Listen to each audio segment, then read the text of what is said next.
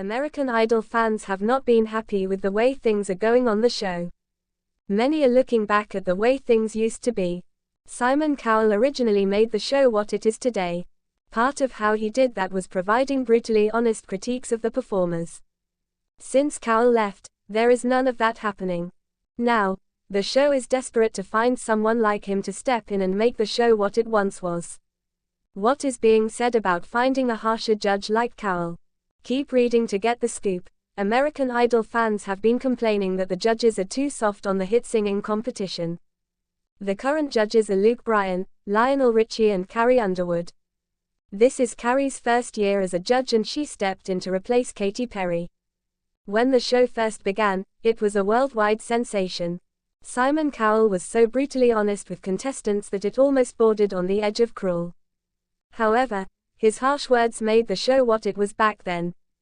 He left after 9 seasons in 2010 and the show just hasn't been the same since. Fans agree that there needs to be more honest feedback. Cowell was never afraid to tell a contestant they couldn't sing or that they were garbage. Today's current judges would never do that. In fact, some fans say they should be called complimenters, because all they do is dish out compliments instead of criticizing their performance. Another fan said, "The judges on American Idol need to stop being so nice, not everyone is fantastic." Someone else said, "American Idol needs a new Simon. These judges are too nice." The Sun spoke with an inside source for American Idol, who shared their need for a harsher judge to be on the show. The insider said that executives are desperate to find the next Simon Cowell. They said, "The judges are struggling to find their next Simon. They know finding the perfect mixture of harsh critique and humorous entertainment, which Simon embodies." It was mentioned that several A-listers have turned down the opportunity to be a judge. The reason? The insider said nobody wants to be cancelled or offend people. Overall, nobody wants to be the bad guy. Cowell just didn't care what everyone thought and that is what made the show so successful.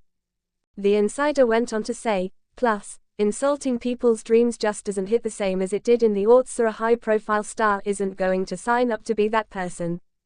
They're just not." It was explained that this is why the show has gone the family-friendly route and is focusing more on backstories with the contestants. While they are humanizing the contestants, the insider noted that this can only go on for so long. The show needs a facelift and they need someone like Simon Cowell to step in and make it what it once was. The air in the American Idol studio crackles with anticipation, a palpable energy fueled by hopeful dreams and the intoxicating aroma of staged passion. But beneath the polished veneer, a gnawing unease permeates the proceedings. The judges, a trio of undeniably talented and successful musicians, Lionel Richie, Katy Perry, and Luke Bryan, offer a steady stream of encouragement, gentle critiques, and heartwarming anecdotes. They are, by all accounts, lovely people. And that, precisely, is the problem. American Idol, once a cultural behemoth that launched careers and ignited water-cooler conversations across the nation, is adrift in a sea of niceness.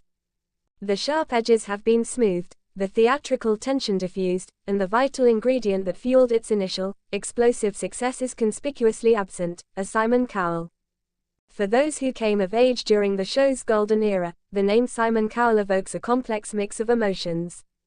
He was the villain, the pantomime antagonist whose scathingly honest, often brutal, critiques were as essential to the Idol experience as the soaring vocals themselves. He was the judge you loved to hate, the one who held the mirror up to aspiring singers and, in no uncertain terms, told them the cold, hard truth. And in doing so, he created compelling television. The current iteration of American Idol is a comfortable, almost cozy, affair. The judges offer constructive criticism, often prefaced with copious praise. They empathize with the contestants' nerves and celebrate their moments of triumph with genuine warmth. This is, in many ways, a more humane approach to a talent competition. It's certainly less likely to send a fragile soul spiraling into despair. But it's also, undeniably, less compelling. The absence of a true, bad cop on the judging panel has created a vacuum that no amount of saccharine sweetness can fill. The stakes feel lower. The triumphs, while still inspiring, lack the dramatic contrast that only a harsh critique can provide. When every contestant is told they have potential, even those who demonstrably lack it, the exceptional performers lose some of their shine. Their brilliance is no longer a stark contrast to the mediocrity. It's simply a slightly brighter shade of positive feedback. Consider the iconic Simon Cowell moments, telling a contestant they sounded like a dying cat, declaring a performance utterly dreadful, or simply offering a dismissive eye roll that spoke volumes. These moments, while cringe-inducing for the recipient, were gold for the viewer. They were the punchlines to the sometimes painful jokes of ambition, the necessary dose of reality in a world of manufactured dreams. They were also, surprisingly, educational. Cowell, despite his abrasive delivery, often offered insightful critiques about vocal technique, song choice, and stage presence. He wasn't just being mean for the sake of it, he was, in his own twisted way, trying to shape raw talent into marketable stars. The current judges, while offering valuable insights, tend to focus on the positive. They highlight strengths and offer gentle suggestions for improvement. This is admirable, but it lacks the brutal efficiency of a Cowell critique. He would cut to the chase, identifying the core flaw with unflinching directness. This forced contestants to confront their weaknesses head-on, a necessary step in the often unforgiving journey of professional music. Furthermore, the dynamic between the judges themselves suffers without a polarizing figure. The original panel, with Cowell's sharp wit clashing against Paula Abdul's nurturing warmth and Randy Jackson's laid-back commentary, was television gold. The disagreements, their playful banter, and the genuine affection for each other, despite the differing perspectives, created a fascinating and entertaining dynamic. The current panel, while amiable, lacks this inherent tension. They largely agree, offering variations on the same theme of encouragement and constructive criticism. It's pleasant, but it's not captivating television. The producers of American Idol are undoubtedly aware of this deficiency. They've tinkered with the format, introduced new twists, and brought in various guest mentors. But none of these changes have managed to recapture the show's original magic. The missing piece is the adversarial element, the judge who is willing to be the villain, the one who isn't afraid to say what everyone else is thinking, even if it's uncomfortable. Finding a suitable replacement for Simon Cowell is no easy task. It requires a unique blend of musical knowledge, a sharp wit, an unwavering commitment to honesty, even when it hurts, and a willingness to embrace the role of the antagonist. They need to be someone who commands respect, not just for their musical accomplishments, but for their ability to dissect a performance with surgical precision. There are certainly potential candidates in the music industry who possess the necessary qualities. Artists known for their outspoken personalities, the critical ears, and their unwillingness to sugarcoat the truth could inject the much-needed venom back into the judging panel. Imagine the likes of a famously blunt producer, a notoriously critical music journalist, or even an artist known for their no-nonsense approach to their craft. The possibilities are intriguing, but the search for the perfect fit is undoubtedly challenging. The reluctance to introduce a harsher judge likely stems from a fear of alienating viewers and potentially damaging the show's image. In an era of increased sensitivity and a focus on mental well-being, the idea of a judge who delivers brutal critiques might seem outdated or even harmful. However, it's important to remember that American Idol is a competition. It's a platform for aspiring artists to prove their mettle in a highly competitive industry. The music business is not for the faint of heart. It's a world of rejection, criticism, and constant pressure to perform. A judge who prepares contestants for this reality, however uncomfortably, is arguably doing them a service. Furthermore, the audience for American Idol is not inherently opposed to dramatic tension. They tune in to see aspiring stars rise, but they also tune in for the moments of vulnerability, the setbacks, and the raw emotion that comes with pursuing a difficult dream.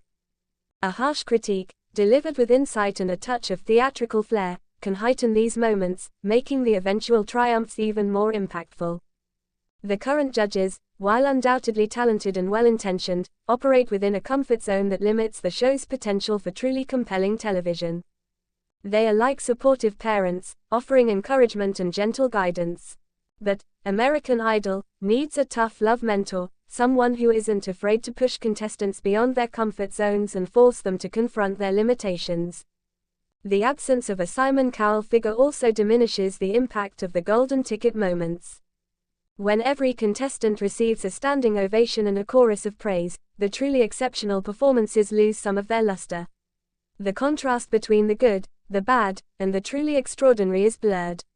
A harsh critique for a less than stellar performance makes the subsequent praise for a truly talented singer all the more meaningful.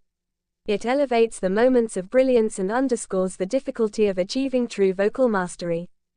The show's producers need to recognize that while kindness is a virtue, it is not always the most compelling ingredient for reality television. American Idol was built on a foundation of high stakes, dramatic tension, and the unpredictable nature of raw talent meeting harsh reality. Without a judge willing to embody that harsh reality, the show risks becoming a pleasant, but ultimately forgettable, showcase of aspiring singers.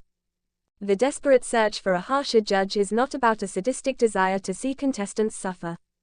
It's about recognizing the fundamental elements that made American Idol a cultural phenomenon. It's about understanding that compelling television often requires conflict, tension, and a willingness to challenge the status quo. It's about bringing back the element of surprise, the moments that make you gasp, cringe, or even cheer with relief when a contestant defies a harsh critique and proves their worth. The current judges are doing their best within the parameters they've been given. They are talented, empathetic, and genuinely invested in the contestants' success. But they are operating in a system that prioritizes comfort over compelling television. The show needs a jolt of adrenaline, a dose of reality, and a judge who isn't afraid to be the villain. American Idol is a show with a rich history and a loyal fanbase. But to reclaim its former glory, it needs to remember what made it so captivating in the first place. It needs to embrace the drama, the tension, and the uncomfortable truth. It needs to find its Simon Cowell, or someone who can fill that crucial void, and inject the necessary venom back into the judging panel. Only then can it truly rediscover its voice and once again become the must-watch television event it once was. The desperation is palpable, the need is clear. American Idol is waiting for its next villain.